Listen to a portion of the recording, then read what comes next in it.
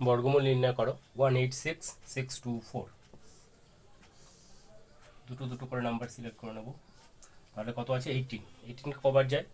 তিন তিন নিলে 3 তিরিকা 9, 4 বার নিলে 4 4 16, 5 নিলে 5 5 25, অর্থাৎ 4 বার যাবে। 25 বেশি হয়ে যাচ্ছে, 4 4 16, 16 থেকে 18 থেকে 16 মাইনাস করলে 2। এবার কত আসবে? 66 বসিয়ে দেবো এইটা। এবার দেখো 4-এর ডবল কত হচ্ছে? 8 হচ্ছে। তাহলে 8 দিয়ে কবার যায়? এইখানটা দুটো নাম্বারকে ভাগ করে দেখবো। 8 একে 8, 8 দুগুণে 16, 3 8 24, 4 বার দিলে 4 8 32 বেশি হয়ে যায়, তাহলে 3 বার যায়। 3 বার দিয়ে দেখবো।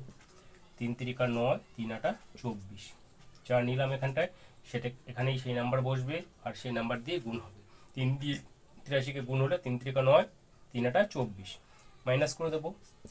9-এর পরে 7 নামে, আর সাথে 16 হাতে 1, 4 কা 5, তাহলে 1 হলো 17। 17 হলো। এবার কত আসবে?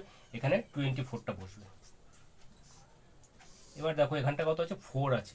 4 কোন কোন নাম্বার আছে? 2 আর 2 গুণ করলে হয় 4, আর 8 আর 8 গুণ করলেও হয় 4। 64 হয়, এখানটা 4 হয়। তাহলে হয় 8 বসবে এখানটায় অথবা 2 বসবে। 2 এখানে কত আছে? এখানে 43 আছে, এখানে 43 ডবল নিয়ে নেবো। 3 3 6, 4 4 8, 86 হলো। এবার দেখো 8 দিয়ে ভাগ করলে কত? 17কে দুবার যায়, 8 দুগুণে 16, তাহলে 8 দুবার হচ্ছে। সেক্ষেত্রে 2 দিয়ে দেখা যেতে পারে, হয় 2 বার যাবে। তাহলে 2 দিয়ে দেখি।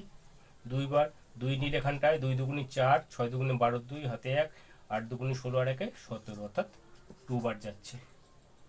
তাহলে 1724, অর্থাৎ অ্যান্সার হচ্ছে বর্গমূল হচ্ছে 432।